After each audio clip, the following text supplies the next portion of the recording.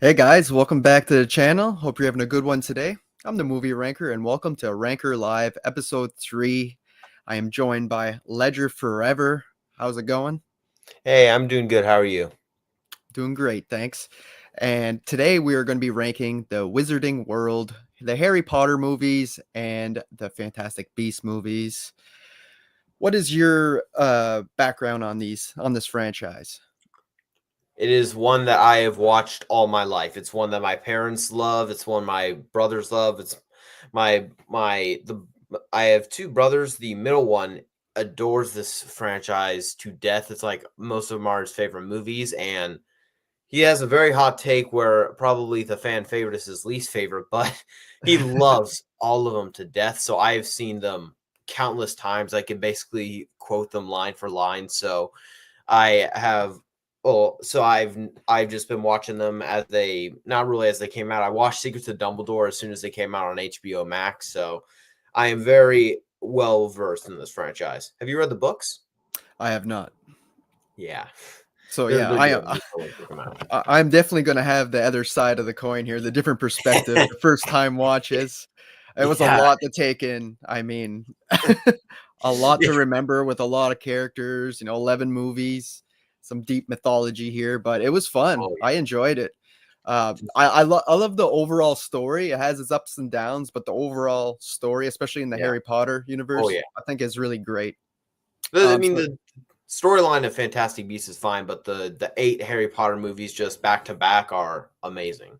yeah, it's like comparing like the Lord of the Rings to the Hobbit movies, where Yeah, they're not terrible, but they're nothing on the same. They're not nowhere near the same level. they're not as deep. Yeah. Yeah. So I never watched any of these movies aside from the Philosopher's Stone or the Sorcerer's Stone. I seen it back like maybe a year after it came out. I actually watched it in school. They rented it, and we watched it over a couple of days. And yeah, that's the only time I really seen the movie in full. So that was like in 2002, probably a year after it came out. So it's been a long time. Barely remembered it. So I'm glad I got to rewatch it and watch all these other ones for the first time. Like I said, never read the books. So I knew like nothing going into this. So it was really interesting watching these back to back. I was watching like a series or something, right? As if these were like seasons. It was pretty Yeah, interesting. there's a lot to take in if you do it for a first time watch. So I've grown up with them, so I can't get into the mindset of someone watching it for the first time, because if Mhm. so, I would be so confused. Right. I have all that knowledge built into me. So yeah, Yeah. this was definitely interesting. So our list might not line up, but that's fine. Um, I also want to add, I actually started playing the Hogwarts video game just the other day Hogwarts because Legacy. yeah, I was getting like so into the world. I was like, I want to try out the game. So yeah, that's pretty fun as well. Yeah, it's a decent game. It's a decent game. I like it. Yeah. So kick things off. Who do you want to start, me or you? I would say you, because I want to see, since you're the new timer to this franchise, I would love to see what you think. All right. So for me, all right. First, I'll see if anybody's in the comments there. No, we're good. All right. Oh, and Ledger, I got your link in the description. Anybody on here, go sub to Ledger. He's a great content creator, movie reviews. I mean, movie rankings, all that sort of stuff. So Yeah. yeah, he's on there. Link is in the description. All right, getting right into it. 11 movies for me. At number 11, I'm going with Fantastic Beasts: The Crimes of Grindelwald. Was it a surprise? No one, not at all. this this movie tries so much. It's just so convoluted. Yeah, It's a mess. yeah. I think I counted like 15 storylines going on when I was watching this. Like Newt himself has like 3 or 4, and yet he still feels like a Oh side yeah, character. oh yeah. It's like every character and their dog got a storyline in here, and it doesn't all matter, right? So it gets a bit No, it confusing. doesn't. You're like, what's going on? They're tripping Um, over each other in the yeah, execution. yeah, it doesn't flow well at all. You could feel the runtime on this one. I found Oh, this it wasn't the longest movie of these, but I was freaking I don't know. I kept looking at the time saying, "Oh my god, is this not over yet?" It I just mean, wasn't exciting for me. based on what I know, I think this is one of the shortest, because Yeah, most of the others are like 2.5 hours the longer. This one is not. yeah, This one but it is felt like it. surprisingly short, and it feels longer than every single one. It, Yep. and what do you think about Johnny Depp? That's what I was just gonna say. As Grindelwald, he he doesn't have that threatening presence for a villain, No. I don't feel, especially in this type of series. So it just didn't work. It was miscasted. And even the character himself, I felt like could have been written better, or at least in the screenplay anyway. Like Yeah. besides his connection with Dumbledore, I Yeah. mean, he's just pretty much the bad guy, right? We've seen this before in the Harry Potter movies where they want to get rid of the Muggles and all this stuff. So Yeah. there's nothing new here. The final act's kind of fun. That's probably the best part of the movie with Grindelwald and the meeting that he has or whatever, the very end. That's okay, but yeah, just a pretty bad movie overall. And there's even a scene like near the first where one of his henchmen's like, why don't we just go get Credence? Like, just go kidnap him. He's like, no, he has to come to me. But yet, an hour into the movie, he doesn't come to him. So he like goes and meets him on the rooftop Yeah. and tries to convince him. I'm just like, so yeah, last place. Yeah, I am not a fan of Depp. I love him as an actor. I am not a fan of his portrayal of Grindelwald at all. He is so weird and quirky. Like you said, the last act is fun, but well, no, I wouldn't say fun. It's more interesting than the first two acts. And Mhm. did you pick up the thing on Nagini, the snake? Yes, that was Yeah. the girl. Yeah. Yeah, I thought that was interesting, but they barely Mhm. touch on it, and it also No. confuses me because it makes you feel sorry for her, but she is such a psycho in the rest of the movies, so it's like, I do not wanna be feeling sorry for her. It it's a bad movie. I am not a big fan of it, and yeah, Depp is my least favorite of the 3 actors to portray Grindelwald, or 4 if you count if you count the one scene from him in Deathly Hallows Part 1, Right. I think. Yeah. But yeah, that's all. This movie is also my last place. Shocker. It's Yeah. I think for the most part, most people will agree that the Beast movies are not the best, but they are certainly far from. I mean, some of them are enjoyable, but this one was pushing it. Right. So much going on, and it's not satisfying. Oh no, it didn't. That Hagini is her name, the snake? Nagini, yeah, Nagini, that feels more like an Easter egg than an actual, like, plot line. Like, yeah, it it's like, felt like "See?" that to me. It felt like they were they. That felt like it was a very weird storyline. You could cut that entire thing out with like Credence and uh her trying to well, do you remember the old lady that they have in the movie, the really short one that's like a mix between a house elf and a human? Yep. The I hadn't seen the movie in years, so I was basically thinking, who the heck would how do I don't want to get YouTube angry at me, but I do not want to picture anything about a house elf and a human together. That is Yeah, not yeah. something I want to get in my head in this movie forever. Put that in my head. That Yeah, was that's messed awful. up. No. Yeah. Yeah. Yeah, I'm just hold on. Jason in chat, what's up? Yeah. Not his franchise. That's not Yeah, for I everybody. messaged them about I messaged him about it saying, "Have you seen Harry Potter?" And he's like, "No, not my thing." Yeah. Yeah, it's not for everybody, the fantasy films, but I enjoyed them. Yeah, I do too.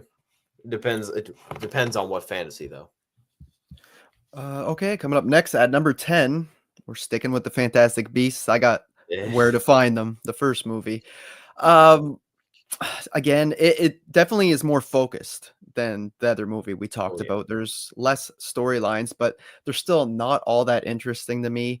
Newt is a cool character, but you know what? This almost made me feel like I was watching a live action Pokemon movie or something. Like like the creatures, I don't know. I thought they could have been better. I do like what's the name? Like Pickett or whatever, the little green guy. I think he's the best Yeah, yeah, one. yeah. D- The d- he looks like a stick bug, uh right. but he's green. Yeah, it picks locks and stuff. So, yeah, I don't know. I just wasn't a big fan of that, even though that was probably my favorite part of the film. Uh, what's his name? Colin Farrell, like you said, does a way Yeah. better job at playing this character than Johnny Depp, even though he's like in disguise in this one. No one knows as Grindelwald, but it's awfully suspicious the way he goes on during the movie. Yeah, you're just like, this guy is very weird. So there's got to be something up. Mhm.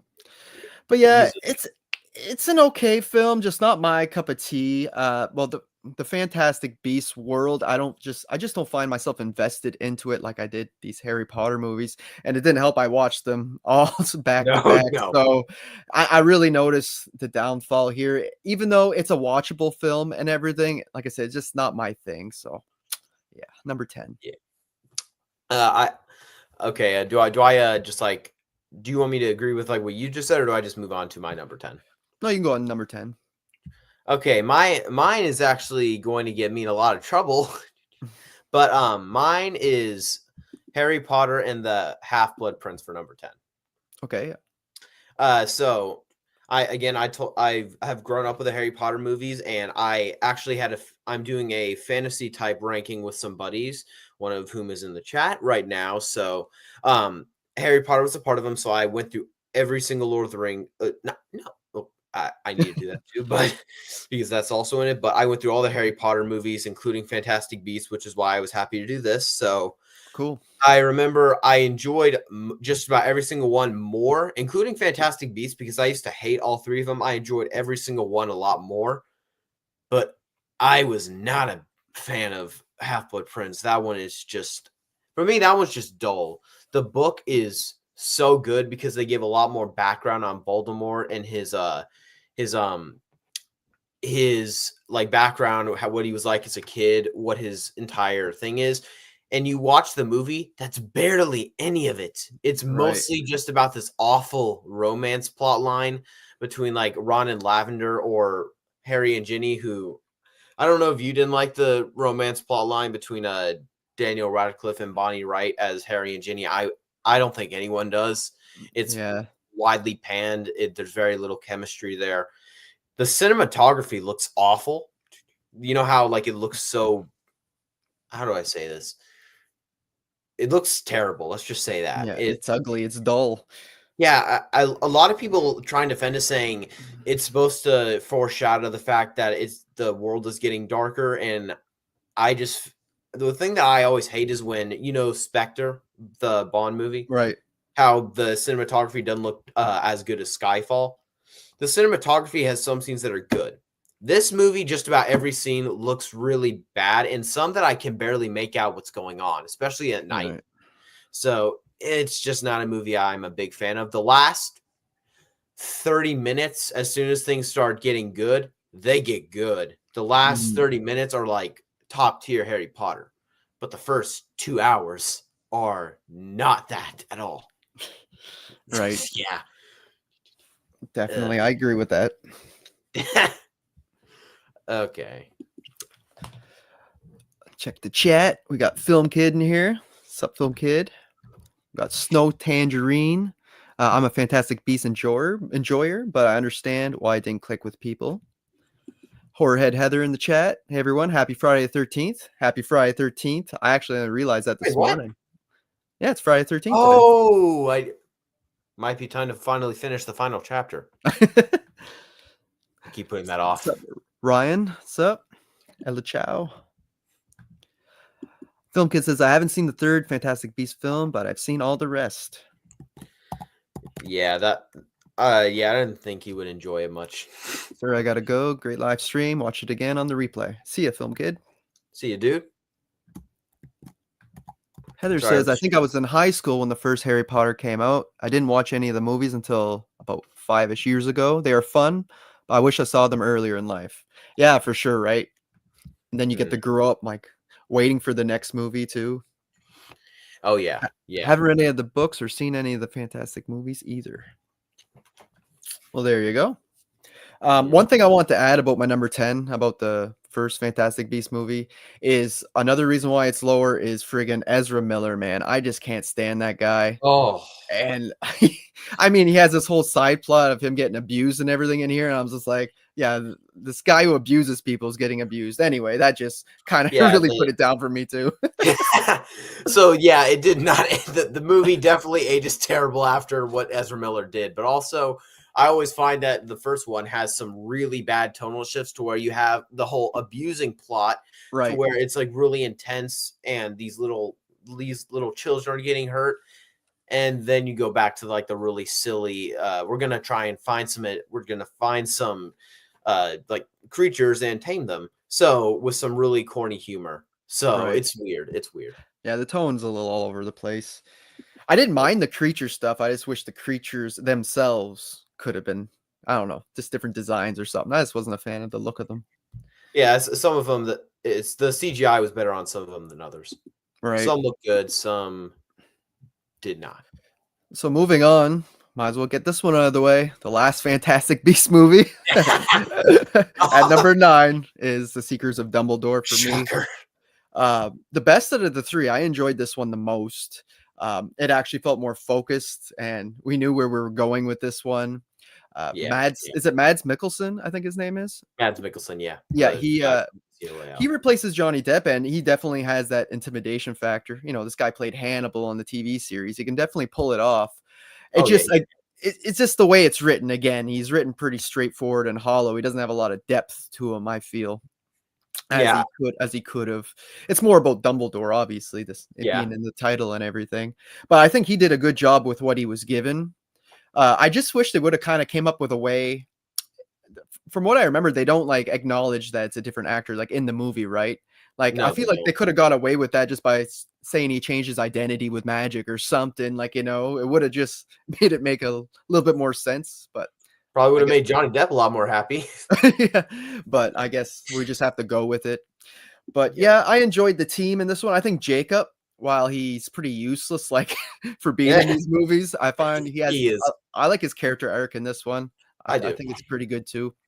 The Dumbledore secrets, him killing his sister by accident, perhaps, was kind of Well, interesting. we never actually Yeah, they have a dialogue scene. We never really know. We right, still don't know whether it was Aberforth, him, or Grindelwald that did it, but he always blamed himself. right. So that I found that was kind of interesting, Yeah. and but all the stuff with Credence again, it kind of goes nowhere.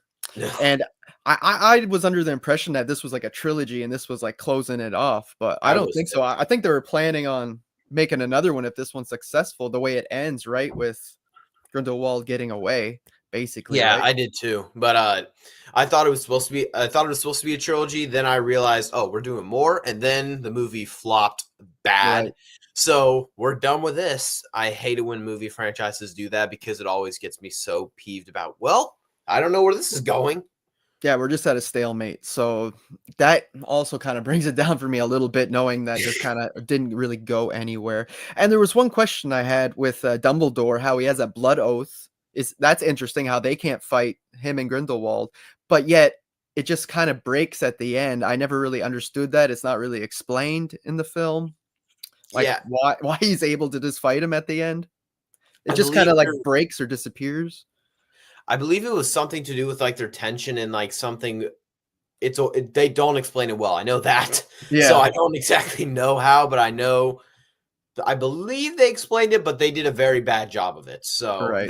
it's supposed to be because they're ex lovers. So, but yeah, so it confused me. Right. I'll So put it yeah, that. to me this was the best one.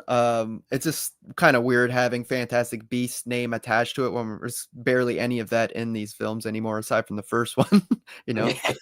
But yeah, it is what it is. I found this one to be the best out of the 3. Yeah. Okay, my number 9, right? Yep. Okay, my number 9 is Fantastic Beasts. The Fantastic Beasts and Where to Find Them. So the first one, I remember I was not a fan of this movie. I believe when I first saw it, and over the years, it just kept building up to where I was just like, yeah, these movies are terrible. And then I actually rewatched them, like, oh man, why did I have to do these? So I actually watched them before Harry Potter because sometimes if there's like some really bad sequels, I will just be like, screw this. I will watch those ones first, then I'll watch the good ones last. I did it with the Rise of Skywalker because I was like, oh, no, not that. So, and I remember I enjoyed this one a lot more on rewatch. The only two I'm not a big fan of are my bottom two. The rest I can have a very good time with. So this one I found it to be fun, and blanking on his name, Colin Farrell. Yeah, he is. I really enjoyed his performance because it is Colin Farrell. He's awesome in just about everything he does. So his portrayal of someone that we don't know to be Grindelwald, the way that he acts, because then they do the whole thing with switcheroo with Johnny Depp, and that kind of it's a subverting expectation, and I like it. I just wish that they could have just made Colin Farrell Grindelwald, or yeah, Mhm. but I like him as he is, and Newt, he's fun and likable. I don't think he's the most interesting character in this franchise. He has moments like where he obviously cares about these creatures. I think Secrets of Dumbledore is probably the one where he got a lot of depth based on certain things, but it's a good movie. I don't think it's phenomenal. I don't think it's terrible. So I'm just like it's a good pass grade. So that's really all I have to say on that one. Serviceable. Yeah, serviceable. You got it right. All right. Now that I got those Fantastic Beast movies out of the way, at my number 8. Oh, first off, Snow Tangerine said they planned on 2 more. So a Yeah, that's total what of I heard. 5 movies. Yeah, it's a shame. Like this, the Alien movies where they stopped at Covenant. Like we just needed one Oh, more. I hate franchises. Like you said, when they do that, it's like stopping halfway. if there's one I definitely hated was because I loved Alien Covenant and I hated that they did that where uh I hated that they thought, okay, let's cut this one off because Covenant failed. Dang it. I mean, I love Romulus, but I want Covenant. And we want to I mean, finish I that want the story. Covenant sequel. Yeah. They'll find some way to retcon that, I'm sure. Same thing with Predators. So for me, at number 8, I'm going with Harry Potter and the Deathly Hallows Part 1. This one and Half-Blood Prince are very close to my ranking, and they're very similar negatives to them. Yeah. Like Yeah. one of them being the cinematography, and both of these are kind of shit. Like very Yeah. ugly, Yeah. like not a lot of color, very No. dark, like you said. Yeah. And yeah, I get it. It's like you said, it's supposed to go along with the evil, but it just looks terrible. Uh, both of them feel like filler episodes where Yeah, we're they learning a are. lot of information. There's not a lot of advancement like action wise or anything. We're just getting reveals and stuff throughout and learning new things about it. So that's not great. They're the There are exposition dumps of the Yeah, series. exactly. The this one here, Hollows Part 1, there's some good character moments, but they kind of linger on a little too long, and the mission they're supposed to be doing feels like it doesn't get done. Like they're after No. these Horcruxes. We learn right from the start, and this whole movie they only get one, and this is part 1 of 2. It's like what? Get one and Yeah. destroy it. It's like I feel like there wasn't enough advancement in this one, but I that's what always find happens it when you funny. split a book in half. I always find it funny that they make such a big deal about the fact that they can't kill a single lock that they are trying throughout this movie to kill that locket. And then in one movie, they managed to destroy one Horcrux, and in the second one, in a matter of hours, they kill like they destroyed like A 5. bunch, yeah. They do Nagini, the die. Okay, no, I'm not even gonna count. There's Mm, they destroy a lot, so yeah. it's very weird. And there's even, like, the action scene where they're running in the woods. It's, like, Yeah. all full of shaky cam the whole time, and it's okay to Oh, have a little bit of that, but I find it's, like, too much. I So nearly got sick because I watched it in the theater, but that was yeah. so I enjoy this one more than the Fantastic Beasts because it is part of the main story. As a whole, it's okay, but on its own, it's not a very fun movie to watch. No, it Uh, isn't. I had one more thing. I think the ending was interesting, where with, Dobby getting killed. Oh, Dobby.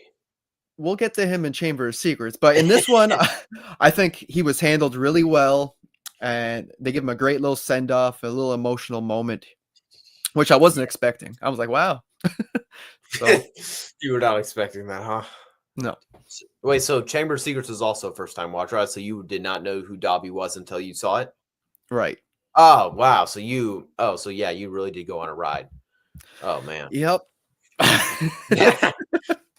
Oh man. Let's just So say that Dobby is, for me, is the Jar Jar Binks of this franchise, and apparently online everybody seemed to love him. I'm like, what? Really? I mean, That was I like him because he's just someone that cares for Harry so much. He's definitely not as annoying as Jar Jar. I mean, but effects wise, he's pretty. He could hold a candle to Jar Jar. yeah. The effects are not good on him. We'll get to the Chamber of Secrets, but yeah, that Oh was yeah, my number 8. yeah.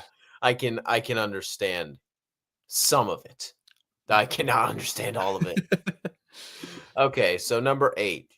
My number 8 is Fantastic Beasts: The Secrets of Dumbledore. We finally have that trilogy over with. I'm done.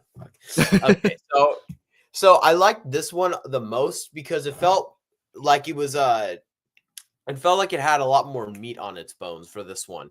It actually is dealing with, you actually get Dumbledore and Grindelwald, like they get to interact in a few scenes, like the opening. You get Mhm. Mads Mikkelsen, who I thought is a much better impersonation of Grindelwald, who's supposed to be like this. He's evil, but he's also this like, you feel like you can understand him, and he's elegant, and that's what he's described as, and that's what Mads Mikkelsen is. That's not what Johnny Depp is remotely at all. So you get this, and he's a much better version of him. Jude Law as Dumbledore, great pick. So there's a lot better stuff. I don't like the whole thing where they what's his name, the Muggle, the Jacob. yeah, Jacob. Thank you. I don't like the whole plot line where they give him a wand because because they make it sound like even if you know the spells, you can do it. That's not something that would happen, or the world would be destroyed. I can tell you. So that is not how it works. Muggles cannot use magic, so I didn't like that. And I also felt like the Nagini thing kind of fizzled away. Is she even in this one? I'm trying to remember. I haven't. I Yeah, saw at it. the very end. Or no. I was thinking of the one I was just talking about. Yeah, in that case, so like they just drop her entire Right. storyline, and Credence feels like he goes nowhere in this one. Besides the fact that we find out he's a Dumbledore, which kind of retcons several different plot lines from the original series. It makes very little sense. It confused me, and so besides that, you don't really feel like you know much about him, even though we get a huge plot point about him, but you still feel like you know nothing about him. No. So it's so weird for me. But besides that, it's a fun movie. Just the banter between the characters is really fun, like especially between like Jude Law and what's his face? Uh Mads I'll just say Mikkelsen? Matt Mikkelsen. And the person that played Newt. Oh, I have no okay, yeah. idea what his name is. So from my number 8 is Secrets of Dumbledore. Sweet. Yeah, Jude Law did do a good job at Dumbledore. Oh yeah. My number 7, as you could have guessed it, is The Half-Blood Prince. It's very similar in rating, like I said, to Deathly Hallows Part 1 because it's a lot of information dumped on Yeah. you. But I do like I love the mystery of figuring out who the Half-Blood Prince was, and I didn't expect it to be Snape. And I then the whole twist with him at the end, I'm like, "What?" I'm like, "How many times is he gonna play good and play bad?" And then but it all comes together nicely later, in Deathly Hallows Part 2. yeah. But yeah, they dwell too much on it feels like a Valentine's Day movie at times, like it's a Ugh. Valentine's Day special or something, like Oh where it doesn't feel like it fits the series. yeah, the Um, constant love and all that. No, yeah, no. and Ron with him being the goalie or whatever for the Yeah, like that was actually originally that whole thing about Ron being on the Quidditch team in the books, that happens in the 5th movie. So I think because of time reasons and budgeting, I think they cut that from the 5th movie. okay, and And so they decided that there's some really good information there. So we're gonna put in the 6th movie. So it makes some weird stuff in there, and I don't really enjoy it. And Rupert Grint, he has the best acting performance and he's continuously good. Like because Radcliffe and Emma Watson, they weren't as good in the beginning, but they got better. Grint's Mhm. really good throughout, but I feel like in this one he was phoning it in at times. And he Yeah. just feels super weird, especially like when he's under the love potion thing, which was Mhm. a very odd scene, which is in the books, but is a lot more serious. But they try and play this a lot more they try and play it for last, like when like where he wakes up from being poisoned, he's like, these girls, they're gonna kill me. Yeah, it came off corny at times, the way it's played out. Um, I like you said, the Tom Riddle stuff doesn't really go anywhere. Like, I never read the book, and it still feels like it doesn't really go anywhere in this. We only learned that he was interested in the Horcruxes. That's basically the only thing that we Yeah. learn. So yeah, it doesn't really go anywhere. So yeah, like I said, same problems as the other film. The movie has terrible cinematography. It feels like a filler Oh yeah. episode, and I just enjoyed this one a bit more because of that finale was pretty crazy. Yep. I specifically like the part where Harry tries to use a spell that was from the Half-Blood Prince. And Snape turns around Yeah. and says, "Don't use that on me." I'm just like, "Oh, holy jeez!" I thought that was cool, but yeah, Yeah. Sorry about the still little thing where I was like that. My brother was in here. Remember how I told you he was the one that loves Harry Potter? okay. Yeah, That was in when you were roasting the movie. So he heard a little bit of that. And he was like, "What is he saying? Like terrible cinematography? Tom Riddle going nowhere. What is he saying?" He was not happy at you. So you just got yourself an enemy. oh, there we So go. I pretty much agree. Yeah, the cinematography is awful. Yeah, Mm. so and the Tom Riddle stuff does go basically nowhere. I prefer Deathly Hallows Part 1 because I feel like it has more meat on its bones because we're getting into the finale and this one just feels like a whole lot of nothing until we get to the last 30 minutes. And what do you think of the scene with the Inferi, the animated dead corpse, the things that on the island? Oh, that was cool. Like when they were going for the Yeah, Horcrux or whatever. That was a really cool yeah. scene. Oh There yeah, was even a that jump scare, I think, there. It surprised me. yeah, I'm there like, "Oh." was like when he's trying to grab where he's like trying to grab the water and then like all of a sudden the hand comes and grabs him. It's a pretty good jump scare. Yeah, basically the last half hour is pretty great in here. It's just the Oh yeah, the the last first. half hour is good, but I actually made a choice. This at my theater was re-releasing all the movies, and this one was coming out was getting the re-release the same weekend as Terrifier 3, and I was like, I think I know what I'm going to see instead. So I went to see Terrifier 3 while my mom and brother were scoffing at me and just like they were not happy that I chose that instead. And then I was even after I got out of the theater, I was like, I made such a good choice. And then I rewatched it. I was like, oh yeah, I definitely made the better choice. Oh man. And from Although here I on know, out, that huh? was my number 7. From here on out, though, I really enjoy all the rest of these movies. So yeah, so not a big fan of the other ones besides. Well, I mean Mhm. so yeah, just more mixed on the other ones. Yeah, more mixed on Half Blood Prince and Deathly Hollows. Yeah. Even Okay. So Dumbledore, I'm kind of mixed on. yeah, yeah. What do you think of the character himself of Dumbledore? I Just think the he's way that he's interesting. constantly taking advantage of people. Have you noticed that? The way that like what I love the way Snape calls him out in it, in Deathly Hallows Part 2, where he's like, "You've been raising him to die, Right. dude. That is not okay." I know I they love make it that. sound so dark. Yeah, Yeah, and it's definitely uh, something I'm going to be looking at more on rewatch. Because yeah, the now way that that I he, know things when you start the yeah, movies. it's one that you need to rewatch, knowing the information you do, and it can Right. really make stuff age. And Okay, like I said, on rewatch, perhaps Half Blood Prince will drop below part 1 because, like I said, they're so close right now. So yeah, okay. So my number 7 is Harry Potter and the Deathly Hallows Part 1. So, like you said, it feels the thing I always hate about part ones is that they always end up cutting off at the wrong time. The one time this actually does a good job of it. And like we got Mission Impossible Dead Reckoning Part 1 last year that actually ends on a good note and doesn't mhm. make you so angry. Meanwhile, we had Fast X and Across the Spider-Verse that just like cut off at such a bad moment. This movie, I love the way that it kind of solves its storyline while still making you be like, okay, I can wait, but I don't want to wait. So, so this one again, it feels like it has more meat on its bones, like I said, because we're getting to we're getting close to the Battle of Hogwarts. We're getting close to Voldemort's defeat. So I just like this one more. Again, the cinematography is not very good, but you get some good things in here. The Battle of the Seven Potters is awesome and stupid because it's an awesome scene in film. It's a terrible scene in execution, the way that they make it to where instead of you giving Harry Polyjuice Potion where he's no longer a target, you just put a target on 6 other people's backs. So Right. you don't make him any more safe. You just make 6 other people less safe. That's a stupid plan.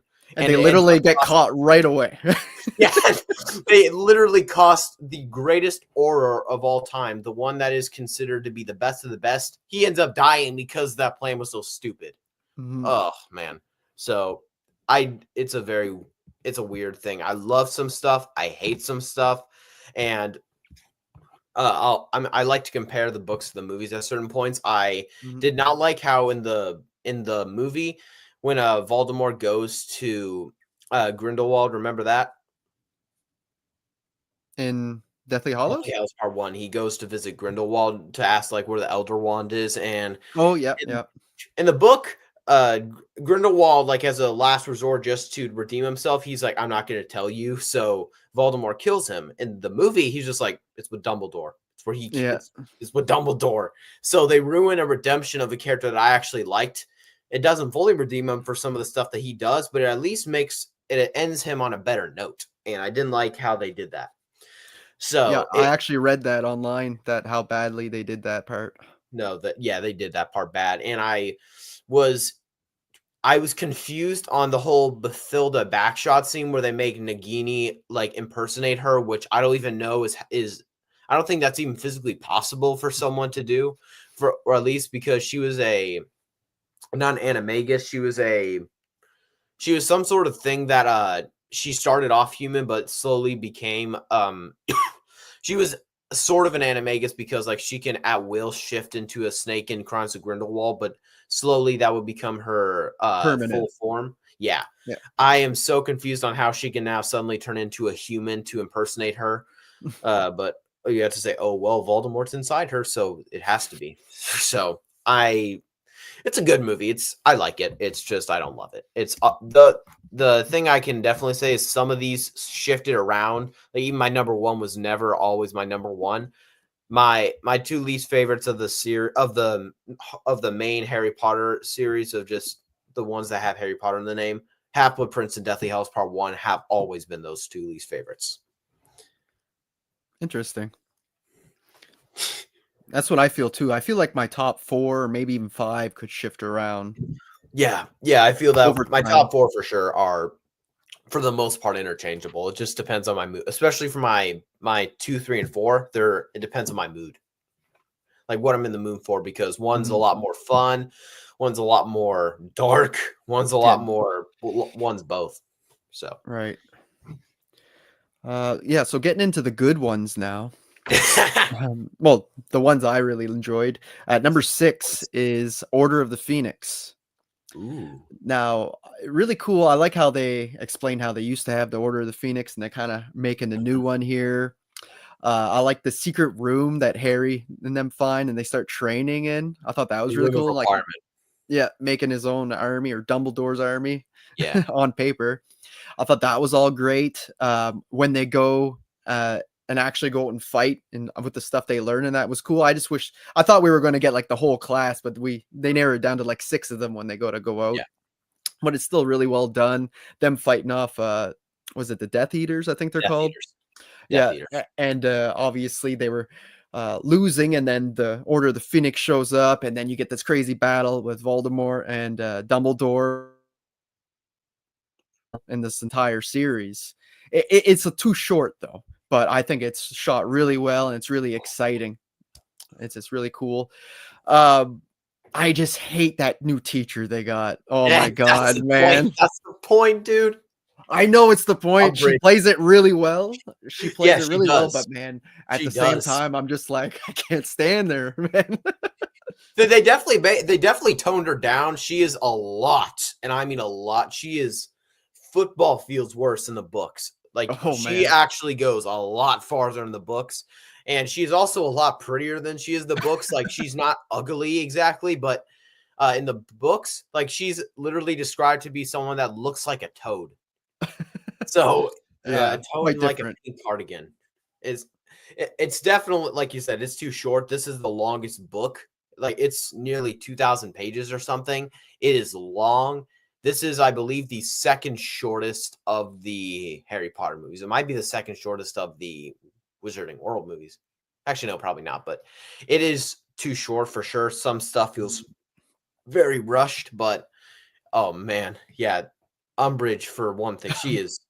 Yeah, I wanted to strangle her so much. I love their little plan that they have when they bring her out to the woods, but man, it's pretty brutal watching her. But like you said, like that's the point. It's like the crazy woman in the supermarket in The Mist. I don't know if you ever seen that. It's like the point of being crazy and evil.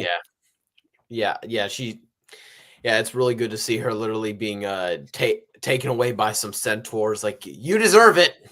Yeah. And sadly, in the book, Dumbledore literally after he comes back to Hogwarts goes into the forest and grabs her and takes her back. Oh So my that's god. how like. So were you confused on how she was carried away by the centaurs, but ends up in Uh, Deathly Hallows Part 1? yeah, I was like, well, I guess she made it out of there. Yeah, Sup, movie misfits? What's going yeah. on? She annoyed the centaurs enough to where they were like, "Get out of here!" Yeah, she wouldn't have made it out of there alive. No, luckily Dumbledore came and bailed her out for some weird reason. Guess it. Guess it would probably mean a couple demerits on Hogwarts if a staff member ended up being killed in there, even if she did deserve it. I So believe, Chris, I think you're a Harry Potter fan, if I'm not mistaken. Movie misfits. Yep. Hmm. They did very bad things to her. That's another thing I heard. She definitely comes back like a little traumatized in the book. There's a scene where when they're all in the hospital wing because like again they all sustain heavy injuries. Ron literally says that when they do this noise, like or like imitate a hoof being on the ground, like it would scare her Okay. to death. So they would like do that to taunt her. And have you ever heard of Peeves? No. He was in a deleted scene in the first movie, but he's this poltergeist that's in Hogwarts that when Umbridge tries to leave, he actually like takes a cane that Professor McGonagall was in that like the lore is just so much in these movies, but so like each time I'm trying to tell you something, I have to tell you something else just so that it makes sense. So McGonagall has a cane because she's like hit by several stunners when Hagrid is trying to be taken away after being put on probation. Shut up. Okay, there's so much in here. So essentially, Peeves beats her up. So Okay. yeah, I'm not even gonna try and explain. There's so much to explain. Peeves the poltergeist. He's a pain. The old Harry Potter games. Yeah. Oh yeah, I forgot there are old Harry Potter games. Apparently they're actually. I don't know if you knew this. Max is doing a reboot of the series. Yeah, I seen that. It's going to be a TV series, though. I think. Yeah, it is. So each season is a book. So we're going to get a lot more. So maybe watch that and you'll know exactly what I'm talking about. Because I keep trying to want to tell you details, but I'm like, no, but then I have to tell this detail or it's not Yeah, making yeah. sense. Then I have to say that detail. So there's so much. They. Okay. I'm just wondering about their casting. They're gonna have a hard time to get that right. Oh, they've already cast, I think. I think they cast one person. I think they cast Snape. I haven't. If so, if it's who I think it is, I guarantee you the online's going to have some fun things to say about that. Okay. Number 6 for me is actually Harry Potter and the Sorcerer's Stone. So it's a really, really solid start to the series. It did a great job of just building out this world, this mythology in the big screen. J.K. Rowling, who wrote the original novels, like goes over how when she first saw this adaptation in theaters, like when she saw how they did this, like she actually wept because it was just something that she loved. And just the way that these kids immediately feel like they're portraying these characters. Like I said, Radcliffe and Watson aren't the best at first. There's certainly scenes where you can tell that they're child actors, but I always find Rupert Grint, who played Ron, to be just fun and just the comic relief who I just absolutely adore. And I don't like how they dumb down Ron so much. There's several scenes in the book that are awesome that he's in, and they will either in the movies give him to Hermione or they make him an idiot and they forget about that. So he's very stupid in the movies. And one thing that always is a block for me, especially when I rewatch this one in particular, the effects are awful. So like Right. the effects on the trolls look like the scene with the troll, that is unbelievably dated. The Quidditch effects, especially in the and during the games, look pretty bad. Yeah, the green Certain screen's terrible. Yeah, green screen's awful. The the finale also doesn't have some very good stuff in there with the green screen as well. Mhm, But again, it's fun, and the score from John Williams in all of these, well, not mhm. Fantastic Beasts, but in all of these is just so good.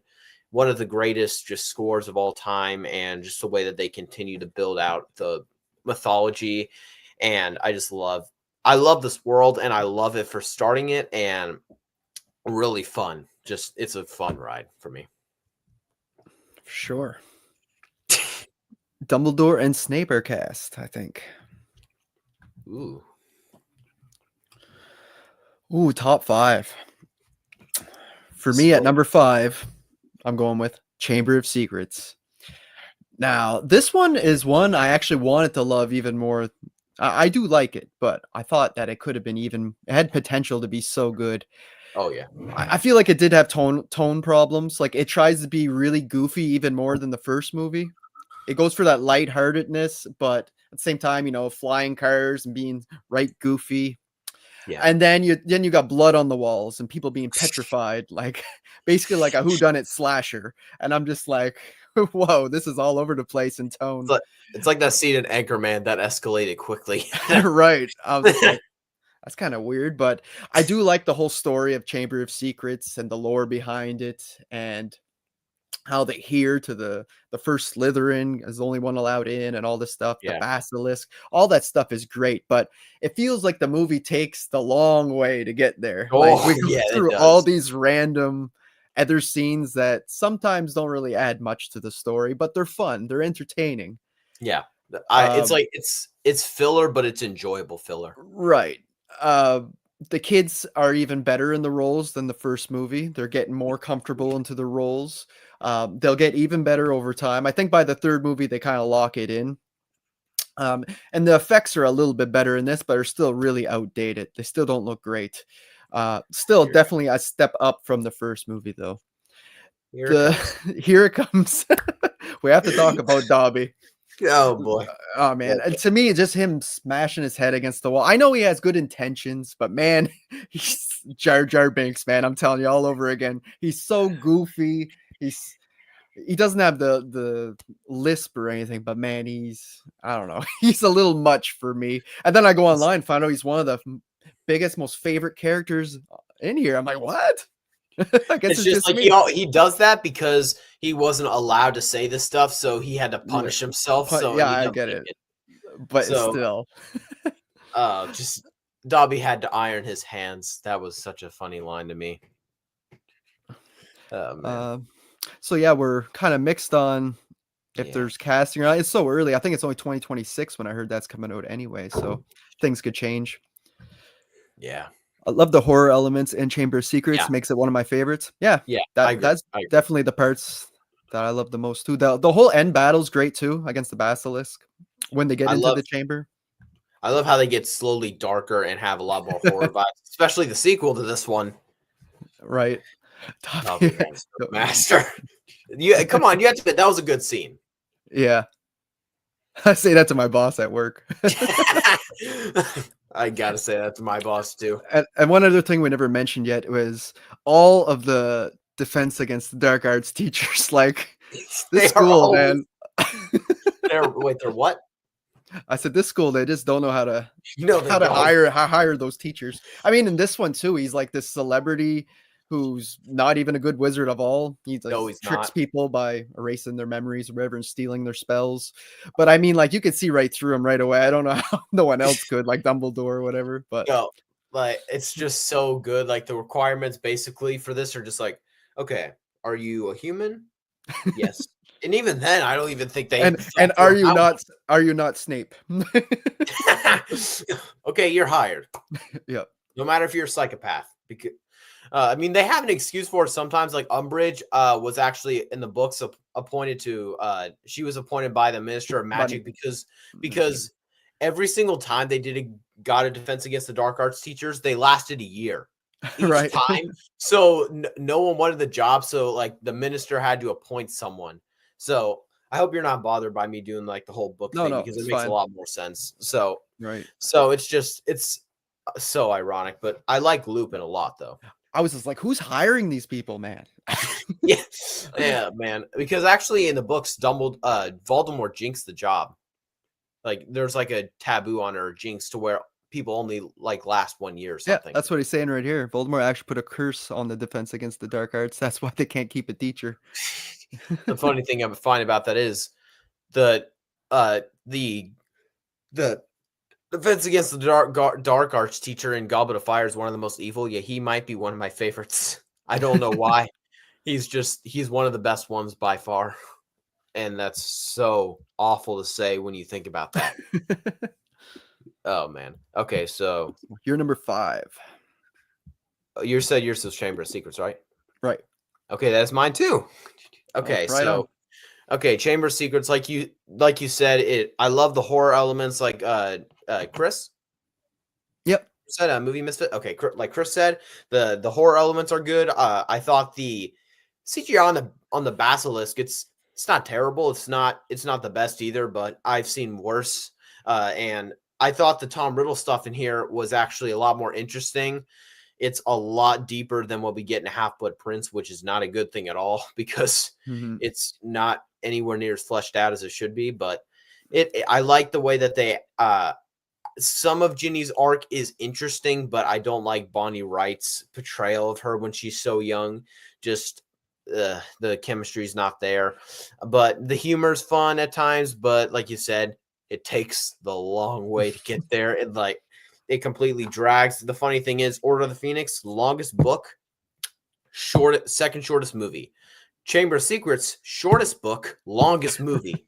Yeah, so I have no idea who telegraphed that, but that was a stupid idea. So you really feel it, and even the book, you can tell that there's some dragging behind to where like they're having to just extend this. So the story itself is very stretched out, but the story itself as well is one of the most interesting in the series. And I love the way that they have where they have like mudbloods and everything, and that emotional scene, which I think is very sweet and heartfelt. And I love the certain scenes like where Hermione will get one. Like I love it in Deathly Hallows Part 1, like the whole dance scene, which I didn't like when I was younger because I was young, but now I think it's a lot more sweet. And so she gets some really good moments in here. Just yeah, I think she handled it better in the book though. I was just thinking, good thing Ron didn't come back at that moment when they were dancing. Like the way that he storms off and then he's like, okay, guys, I changed my mind. Yeah. that would have been the best scene ever. Just put that in a deleted scene, please. But like you said, good thing Ron didn't come back. Growing up with the movies this long must be why I don't mind long movies. Yeah. Oh, that would explain it because this one's lengthy. The extended cut to this one is just shy of 3 hours. It's long. And what's his name? I'm gonna look that up real quick. I also forgot to mention how Alan Rickman is just of everyone in this cast, Alan Rickman is consistently the one that is just so good in these movies. He's like the best acting performance for me every time. I couldn't picture anybody else playing this character now after he did it. He's so good. Just his mannerisms as him is just absolutely fantastic. Just the way that he just stops at just the right moment right. With the way he's speaking. Well, that's why these movies are so long. It's his dialogue scenes. Yeah, but he makes such an unlikable character that in the books you would like to curse into oblivion. He makes him so so likable, even though he's not likable at all. And Richard Harris as Dumbledore. I thought that in these two movies, he's good. He's really good for what he needs to be, but I like the way that how the first two movies are so much more lighthearted, and you get the more lighthearted, soft-speaking Dumbledore, and then the rest of them, they get a lot more serious and engaging. And like Richard Harris physically wouldn't be able to pull off some of the stuff that happens later on, like with the whole cave scene in Half-Blood Prince. So I'm glad they recast him.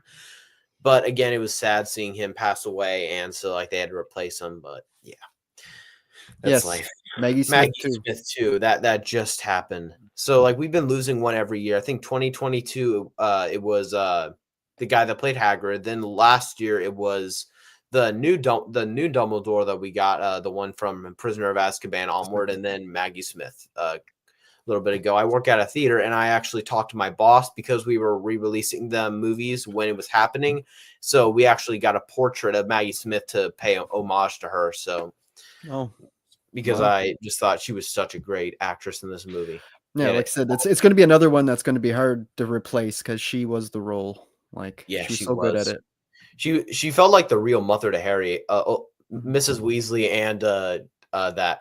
I love how in these movies they make such a good attempt at like Mrs. Weasley has that like comedic where she's fine to her kids but very stern with them, but she just absolutely Loves loves Harry. Harry and is like just she's just cooing over him, just like Yeah. whatever he wants. That is just so funny to me. You can definitely tell Richard Harris was not well when he did Chamber of Secrets. He was Oh great, yeah. but yeah, I'm glad Michael Gambon took over for the rest. Yeah, you can. Yeah, he can. Yeah, there's moments, but Mm, rest in peace to that legend. He was awesome as Dumbledore, and he's also great in Gladiator. Remember him? it's true, yeah. Yeah. Okay, number 4, right? Yep. Oof. For me at number 4, I went with The Goblet of Fire. And this is one that I understand that a lot of the book lovers hate the movie version. Apparently, they're not close at all. But for me, as I only seen the movie, I really enjoyed this one. It felt different watching these back to back. The first 3 kind of gets into a rhythm, and this one kind of feels like a spin-off or something, like something completely Yeah, different with this tournament for the Goblet of Fire or whatever. yeah, And just all the different things in the tournament, whether you're dealing with the dragon or the underwater scenes to the maze. It was all super interesting, great cast characters. And they introduced some other like drama moments, like when they go to the dance, the ball and everything, which was handled pretty well as well. And then they hit you in the third act with probably one of my favorite scenes in the entire franchise, where they bring back Voldemort and yeah, everything. I'm just like, yeah, I was not expecting that at all in this, because it felt like yeah, it was just going to play out as like the Goblet of Fire tournament. It'll be over, then things start flipping on its head in the end, and I absolutely love that whole reveal and the little battle they have and everything.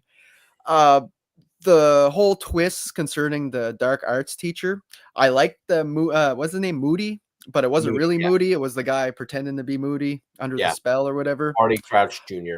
I thought that twist could have been handled a bit better, but it was decent enough I because felt we like don't really get to know that character much to have it as a crazy reveal anyway, you know? yeah, I did feel like he was very telegraphed, and you can tell immediately by the way that. Again, if you read the books, you can tell immediately based on the mannerisms of him versus the way that he is, and just the way that he's yelling so much, or just the way that like he does the Drinking little that tongue stuff. thing. And The yeah. tongue, well, the actual flask thing, they give a good excuse. Moody never drank from anything except his flask because he always felt like it's easy to poison someone. So that one they have an excuse for. The whole like tongue thing where he does like the Yeah. like that. Immediately, as soon as I saw that, I was like, oh, polyjuice potion, eh? But it's Yeah. yeah. So What's that they guy's name? That junior guy, that Barch Jr., whatever the hell his name is. I Barty feel like, Crouch Jr. yeah, I felt like he just kind of was in and out of the movie, so it didn't really have a big impact on me. I was like, who was that guy? You Yeah, I know? was like, I don't care. He wasn't very good. Yeah. Yeah, But everything else is pretty great. I like Goblet of Fire. for the show, I actually think for a good recast of Barty Crouch Jr., I thought they probably could try Daniel Day Lewis. It probably wouldn't happen, but I feel like he could actually pull off the role well. He looks the part and everything, especially based Yeah. on what we saw from the other actor. So actually, my number 4 is also Goblet of Fire. So why don't we? So wait, is it? Okay, yes, it is. I was like, wait, what? So yes, I do think this one starts off awesome. Just the Quidditch World Cup scene, and it does feel like a spin-off because like we don't spend the time to. This was the first movie in which the Dursleys are not present True. at all. So we just start off with a lot, and yes, very awful adaptation of the book. There's thousands of things missing. Like Dobby is literally in every single book except for the first movie, which he wasn't even introduced in, and the third movie. He is in 4.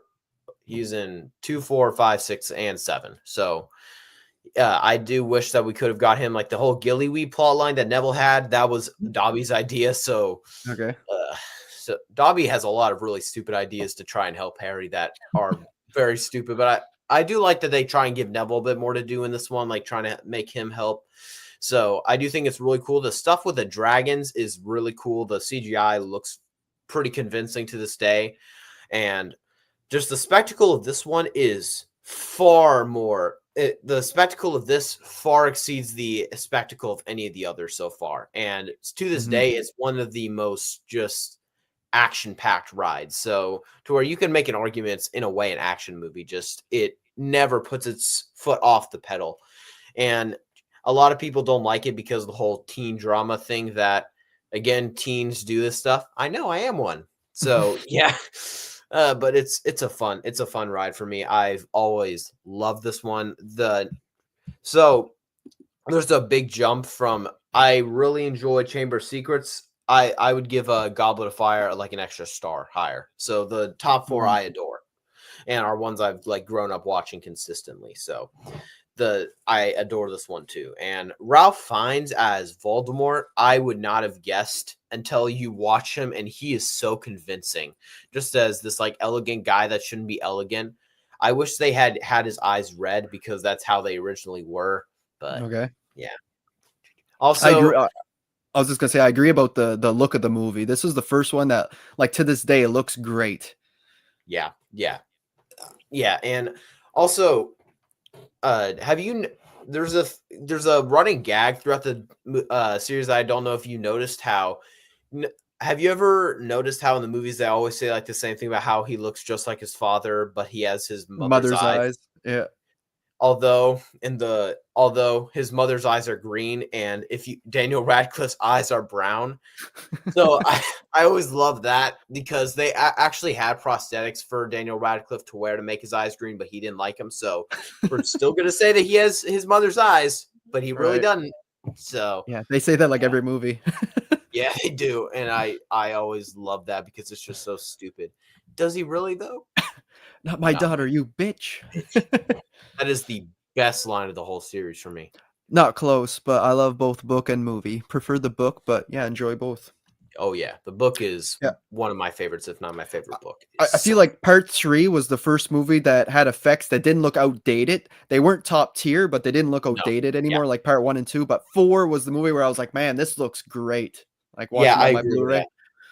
Yeah, like I don't hate the effects in 3. They're really good. They're really good, but they don't have the it factor that Goblet Mm, of Fire Onward did. right. Okay, proceed. Top 3. And number 3, I'm going with the Philosopher's Stone or the Sorcerer's Stone if you're in the States. Yeah, just a really good first entry. The story's kind of thin, but you kind of need that. They get to learn all these characters and their backgrounds, and you still got that mystery of Harry and how his parents were murdered by this unknown villain, person with no name or they won't speak of or whatever, not He who unknown. must not be named. Right.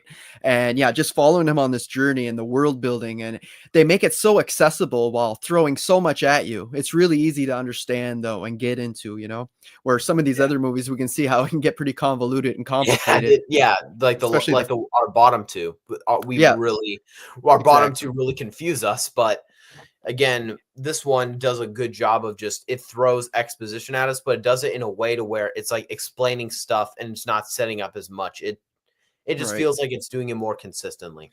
And it just flows nicely. Great sets and designs. Of course, the CGI and effects are completely outdated, especially the Quidditch scene. That Oh just it's like yeah. wow. And I don't remember it being that bad when I was like 10 watching this or whatever I I was, but I don't either. I remember when I remember when I first saw it, I was like, yeah, well, I mean, I don't because I was young, but I remember watching it as a kid and be like, yeah, this stuff looks awesome. I right. watch it as soon as I'm like in the movies as a with a channel and everything. I'm like, ugh, this stuff looks awful. Why? Mhm. Yeah. Great score, like the lighthearted tone to the film. I like the whole tricking you by making you think Snape's Yeah. behind everything the whole movie. They do a really good job at that, at making you focus on him. Um, Yeah, so I really enjoy this one. Great pacing. The child actors, while they're not at their best, I feel like they're good for their ages. They're Yeah. they're not terrible or anything, but they definitely improve. But yeah, I think they just do a good job at showing you all these new characters in this new world, especially for someone who hasn't read the book, and it's very easy to get into. Yeah, they did a good job of that to where you don't need the books to as like a crutch to help you understand the lore. Right. You can understand it fine if you just watch the movies. There's many people that do that. So, like you. Uh I so do want to I check out the books though. I want to add that. oh yeah, just like get them on Audible because they are long. Mm, They're awesome, and so like it's a fun movie. It's basically a classic by this point. Just it started this like very long and well thought out world with all this stuff. I it's just a great just a fun time. Just some of the effects and the some of the story stuff have kept it back, like the fact that the story doesn't really kick in. We don't really find out about the Sorcerer's Stone till like an hour to the movie, maybe an hour and a half. all It right. takes a long time to even get to that.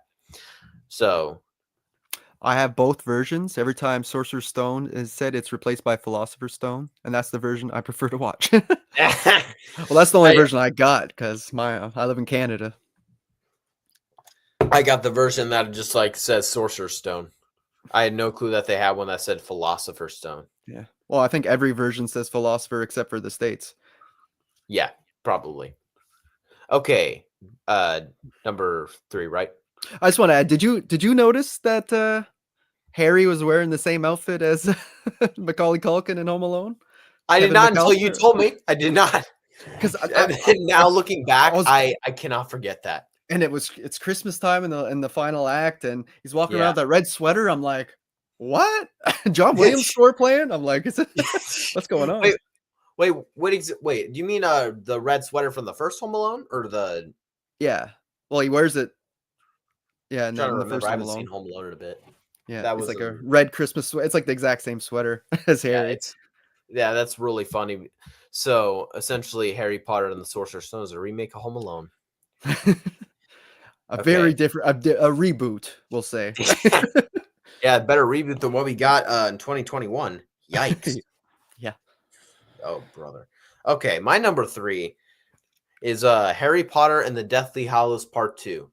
So part 1 is like way down on the list. This one had the benefit of getting to have the previous one that deals with all the bad stuff, the setup. This movie gets all the payoff, gets to do all the satisfying stuff, like the whole Mrs. Weasley line that Chris put in over there. Awesome. Yeah.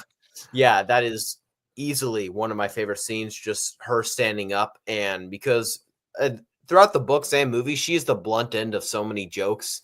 Mrs. Weasley, and just seeing her literally take down and stand up to one of the most feared witches and Death Eaters of all time is so satisfying to me.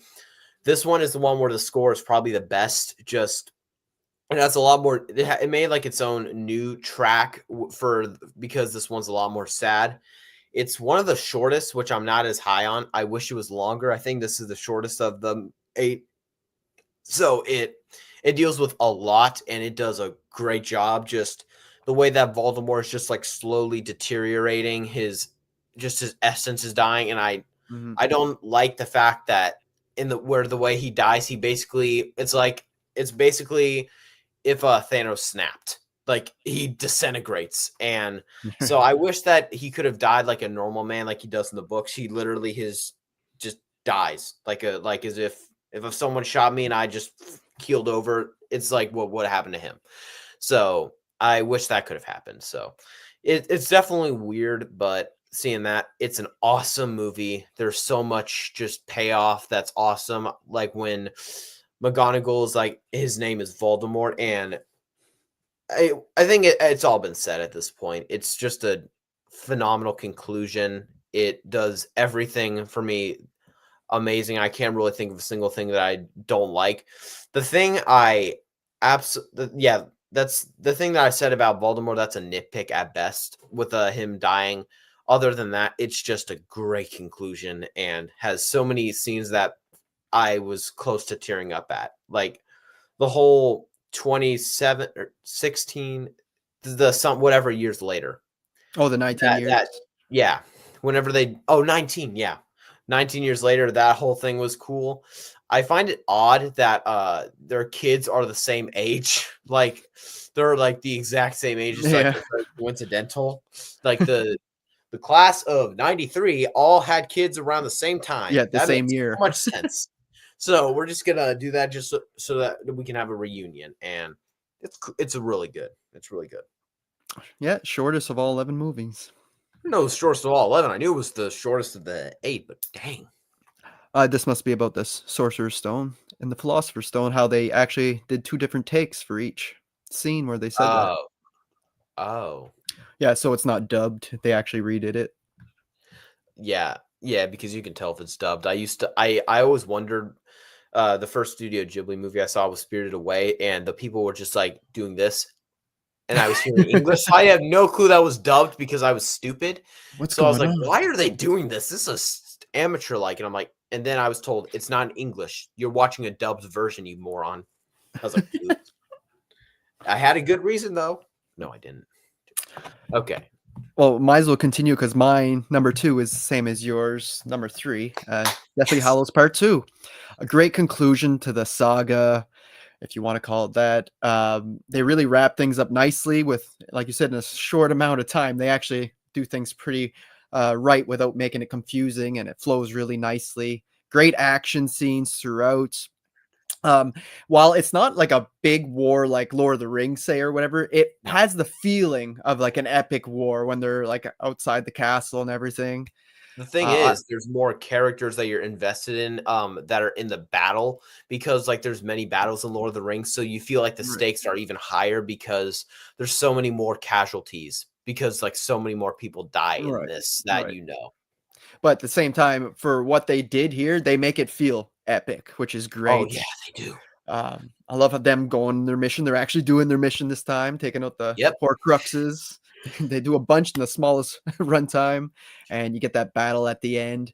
I like the whole Harry getting hit and him like kind of going into limbo for a little bit, but you find out that Voldemort only killed like the part of his soul that was in Harry or whatever with the curse.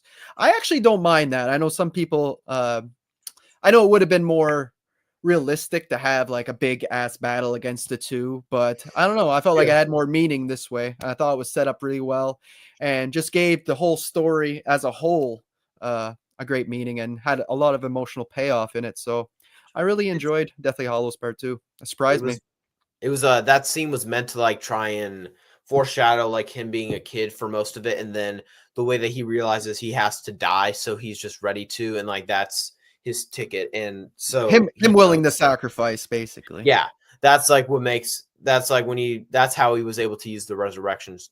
He was able to use something. I think it was the resurrection stone. That's like when he sees Gary Oldman, who again we forgot to mention. Gary Oldman kills it in this role with Sirius, and it was good to see him again. Mm, When I first found out Lupin was dead, oh, he is I think my favorite character in the series. He's one of them for sure. So it was hard seeing that, and I mhm. just wish Dobby could have been there. I don't want to hear one word from you. I really wish Dobby could have been one of the ghosts as well. True. That would have been oh man, that would have been so much fun. But yeah, and I love giving Neville more the way that he stands up to Voldemort after this. Yeah, that And is great. the one thing I hated, actually no, there's one thing that I will always hate is that I believe he said this to the snake right before he chopped off it, right before he killed Nagini. He said something along the lines of, "Yeah, I'll see you in hell" to the snake. And hearing the kid that's always bullied literally say that to a piece of Voldemort himself and then cut it off, that would have been phenomenal to see on the big screen. But Right. and the thing I don't know if you caught this. Remember when in the Chamber of Secrets Harry gets the basilisk fang to the arm? Yep. Have you ever thought about how they mentioned that a basilisk fang can kill a Horcrux, and Harry is technically a Horcrux. So in That's theory, true. the fang should have destroyed that Horcrux inside Yeah. him when he touched it. Unless you had So, to but do it right on the scar or something, I yeah. don't know. But yeah, Although that's then I'm true. wondering, although so in other words, Voldemort is so skilled that he managed to exactly hit the part of his scar. Oh man. That's something that I realized on the rewatch. I was like, wait, shouldn't that have killed the Horcrux? So yeah, there's some really big inconveniences You in here. can't have this many movies and stuff and not have a plot hole somewhere. Oh no, you can't. So yeah, So many other franchises wish they had such a satisfying conclusion. Pretty rare. Endgame doesn't exist without DHP2. no, it doesn't. I mean, the thing I will hold against Endgame is you don't feel the looming presence of Thanos the whole movie. Thanos is just not as evil. I mean, he kills half of humanity for sure, but you just don't feel that presence. Voldemort himself feels like one of the most evil and terrifying characters that's ever been created. Just he drips evil and he is terrifying just because of how Ralph Fiennes portrays him, the way that he's slowly dying and becoming more desperate. And again, I love the redemption of Snape. Just the Yes, way that I Alan was going to say Rickman that does it. too. He, Yeah.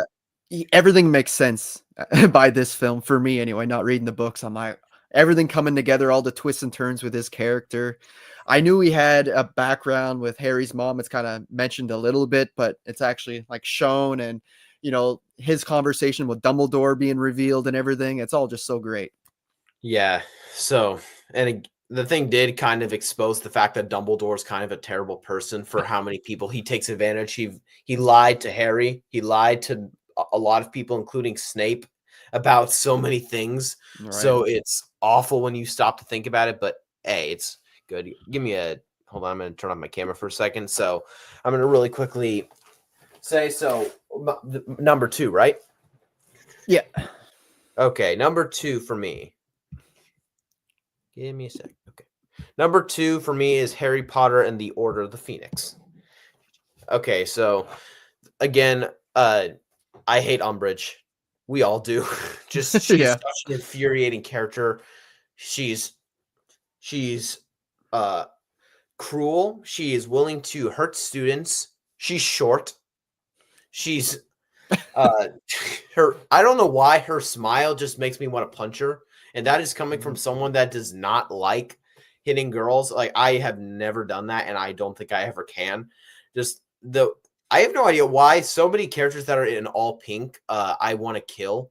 Like her and remember how Wicked we just got the release of? Yep.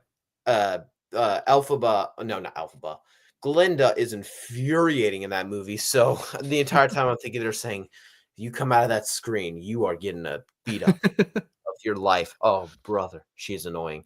So Umbridge is awful. The cast, this gives Daniel Radcliffe's probably his best performance, just the way that it feels like he's being taken over by Voldemort. That scene where he just like snaps and he like is like, look at me to Dumbledore. Awesome.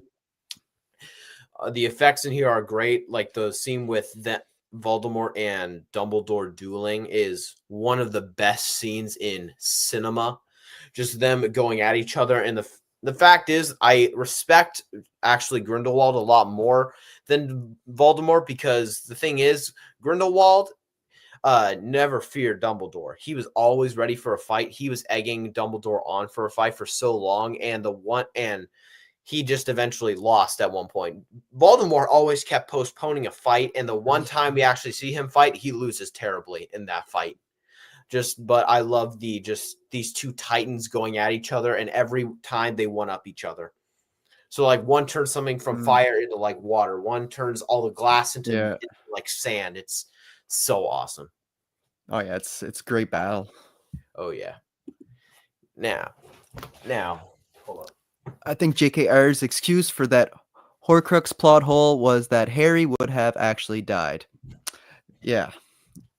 If that was the case, right? Yeah, I think I think that was just because J.K. Rowling didn't want to retcon her own series. Because the thing is, you can't just heal Horcrux. You destroy it, you destroy it. And it wasn't like a phoenix could have just cried on the locket after it's destroyed. It's dead.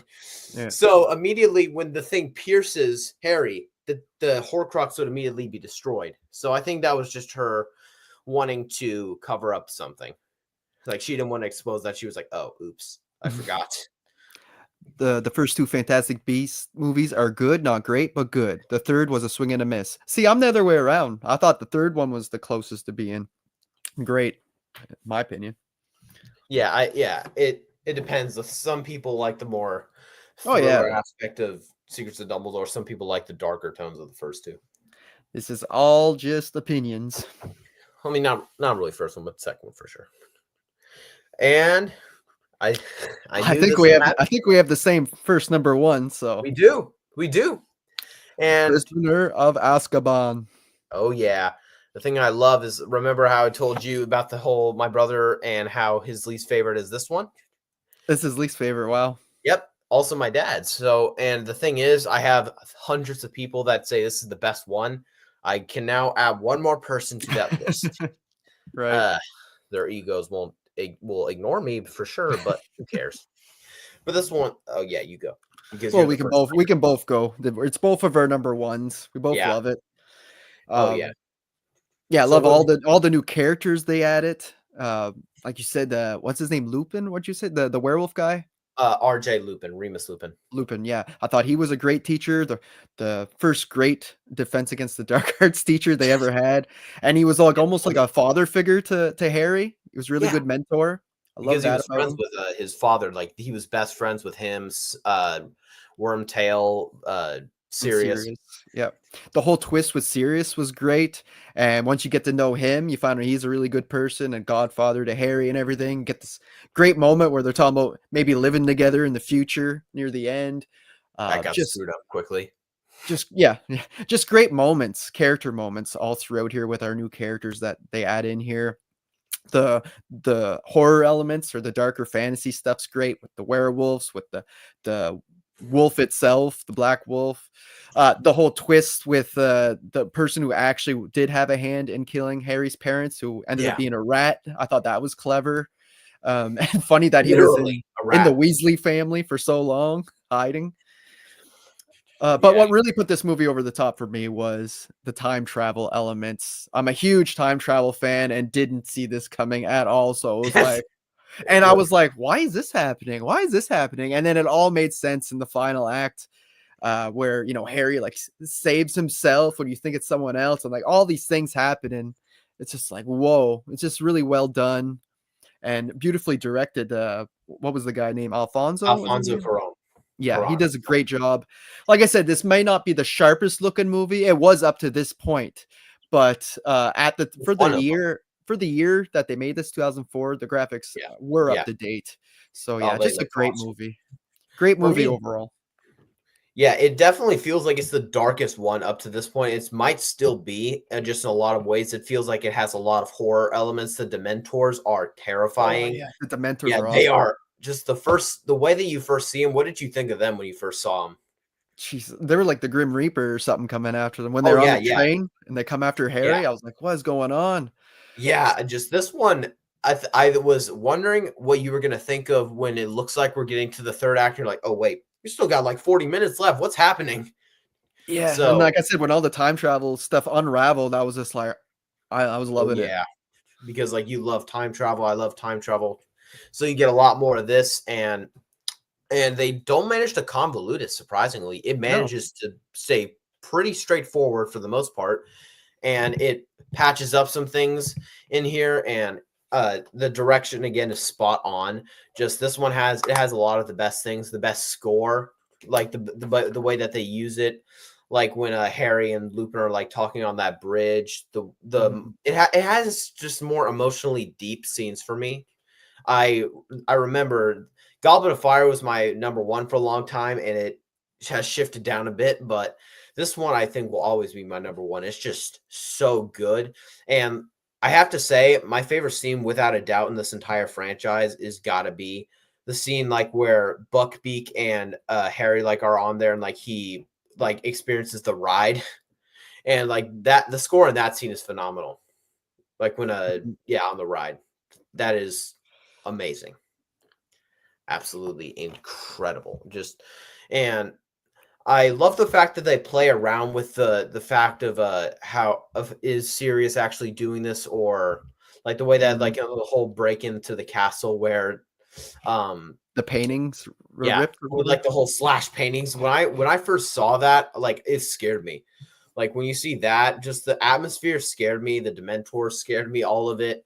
So this one is one of the few movies that actually got under my skin, which is very rare, especially for me, because I damaged my mind beyond repair for myself, so I didn't have to deal with that at a young age, probably like you did. Man. So for me, this is without a doubt the best. It's got everything to me. I watched it. I watched it once because I knew I was going to see it in theaters, but I was like, I can't. I have willpower, but even this, I don't. I need to see this again because I love it. Right. I was like, I love it, and I had no problem seeing it in theaters, and I had to restrain myself to not watch it again. It's Yeah, just, I'm already ready for a rewatch. what would you give this one as a rating? On my first time watch, I gave it a 9. We'll see where it goes on rewatch. Because Phil, you told me that you don't give movies a 5 out of 5 on first watch, right? It's very rare, yeah.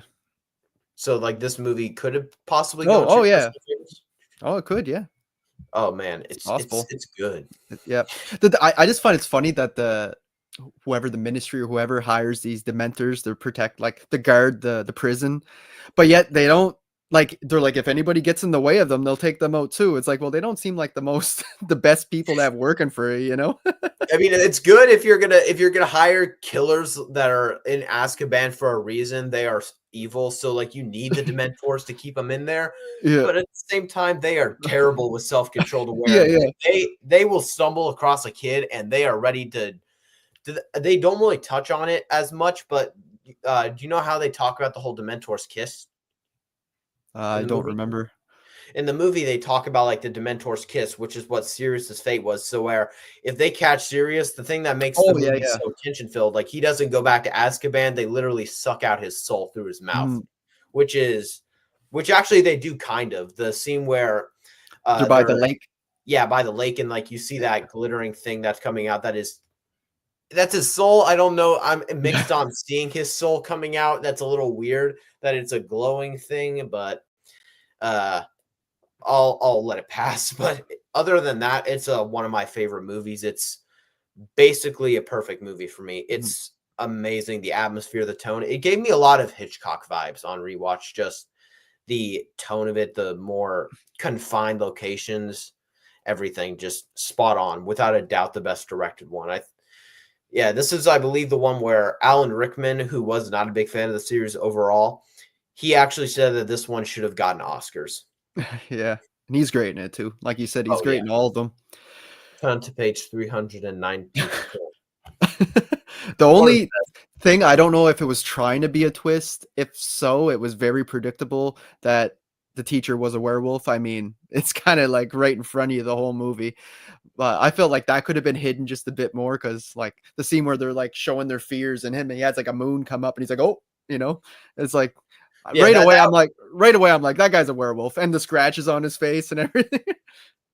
that they didn't really try to hide it. I No. think it also gives them more depth the way that you think about it, because like they explain like he's absent several times, like the way Snape teaches defense Mhm. against the dark arts, which I have no idea why Dumbledore lets anytime a staff member cannot attend it, he gets to substitute, but he can't get the job. What's the difference? And the first thing But he does is teach them about werewolves. So I'm like, okay, it's pretty obvious now. But maybe that wasn't because meant to be a twist. But because like he knew James and Sirius, who Snape despised, so he wanted to get Lupin fired. So he was yeah. hoping that that someone would figure out, because he assigned him an essay on the werewolf, and Right.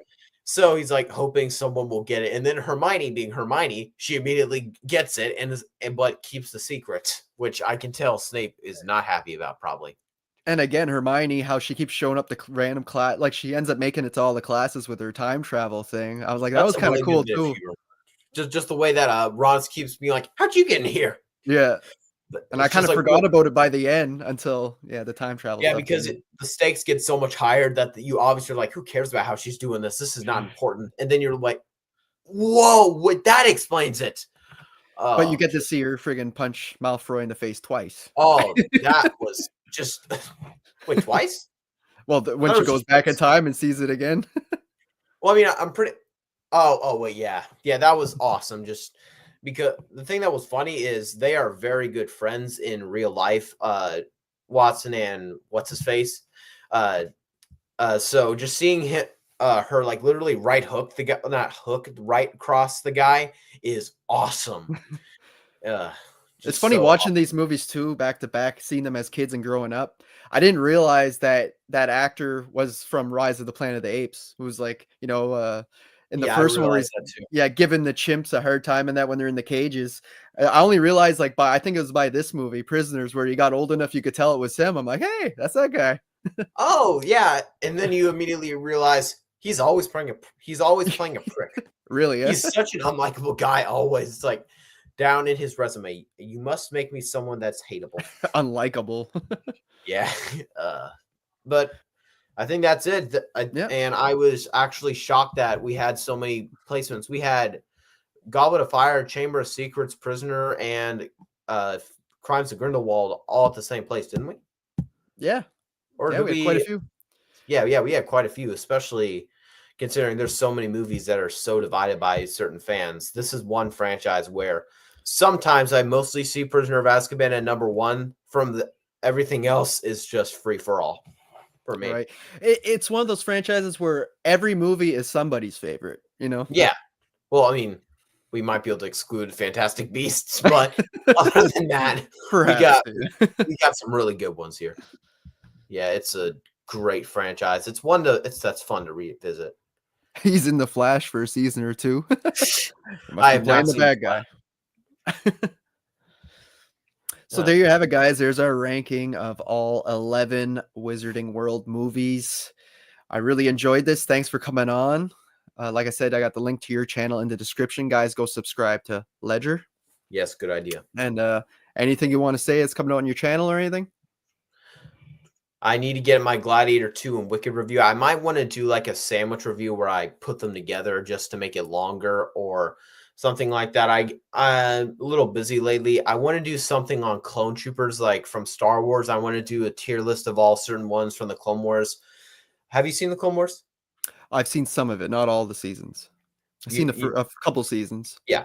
So I want to do something on I want to do most of them, just about every single captain and commander, and like put them in a tier list. So something you could expect something like that coming up soon, but maybe a live stream with Jason Ike from Backtrack Cinema on Rambo Last Blood. It got delayed because he was sick. But I have no clue. Just play by ear. Cool. Yeah, for me, it's kind of the same thing. I'm going to try to catch up on some 2024 releases I didn't get to see before the end of the year. I got something planned for January. It's not going to be Ranker Live. It's going to be postponed for January, but it will return and hopefully in February. But in January, I want to do a subscriber month where I'm going to post a video, a short, and a community tab where I want you guys to give me one movie, and I'll get at least 20 maybe subscribers from friends to give me like one movie each. And if I get up to 20, I'm going to rank them all at the end of the month. Any movie, any genre you guys want. So stay tuned for that and just make sure you comment on the video or the post or short I put out about that in the next couple days. So yeah, I think that should be fun. I might want to Instagram you on that because I got one because I think you have Disney Plus, right? Yeah. Okay, good. I got one that I think you might enjoy. So yeah, there you go. So yeah, so stay tuned for that and make sure you comment your suggestions if you want to join. And yeah, that's pretty much all I got for the rest of this year. Christmas is always so busy, right? This time of year in December, so hard to get content. I might want to try and do a versus because I haven't done one of those in a while on a Black Christmas versus Black Xmas. I just watched the original from the 70s a while, and I felt like it took some inspiration from Halloween until I realized that it's older than Halloween is. Yeah. So I was like, ooh, oh, so it's the other way around. Yeah, older and more Canadian. Yeah, yeah, I didn't get it as much. You might be Jason and like you and Austin like really enjoy it. So maybe there's some Canadian stuff that went over my head, but I wasn't as high. Yeah, it's all good. Yeah. But yeah, that's all I got for you guys today. I hope you enjoyed the stream. Thanks again for coming on Ranker Live episode 3. So yeah, hope you guys enjoyed it. And until next time, see you later. See you guys.